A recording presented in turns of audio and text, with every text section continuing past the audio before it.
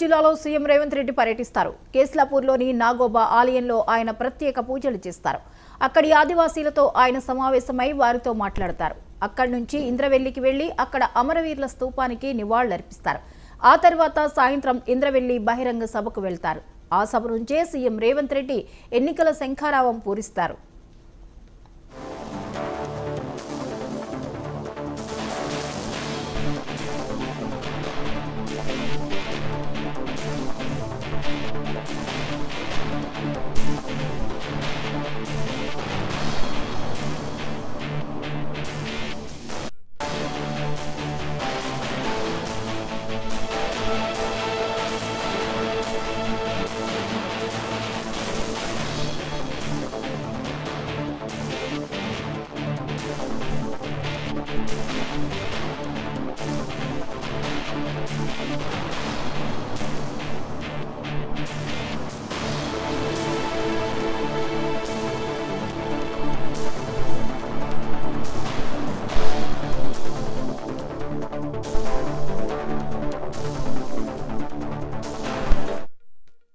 తెలంగాణ పునర్నిర్మాణం పేరుతో ఈ బహిరంగ సభ నిర్వహిస్తున్నారు.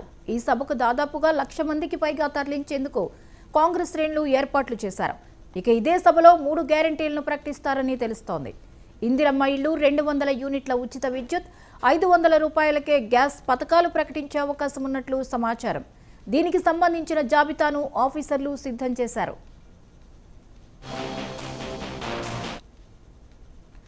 రైట్, ఇక ఈ అంశంపై మరిన్ని అప్డేట్స్ ని మా ప్రతినిధి శ్యామ్ అందిస్తారు. శ్యామ్, చెప్పండి, ఈ రోజు ఆదిలాబాద్ జిల్లాలో సీఎం రేవంత్ రెడ్డి పర్యటనకు సంబంధించిన అప్డేట్స్ ఏంటి?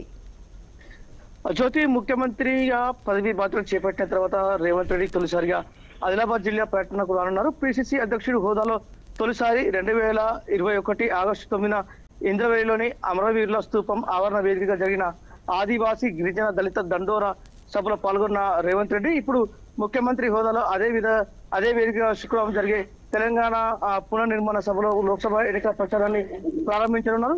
కాంగ్రెస్ సర్కారు కొలువు తీరిన తర్వాత ఏర్పాటు చేస్తున్న మొదటి సభ ఇదే కావడంతో పార్టీ ప్రతిష్టాత్మకంగా తీసుకుంది. రాష్ట్రం నలుమూలల నుంచి జన సమీకరణపై దృష్టి సారించింది. మంత్రి సీతక్క స్థానిక ఎమ్మెల్యేలు అధికారులు పర్యవేక్షిస్తున్నారు.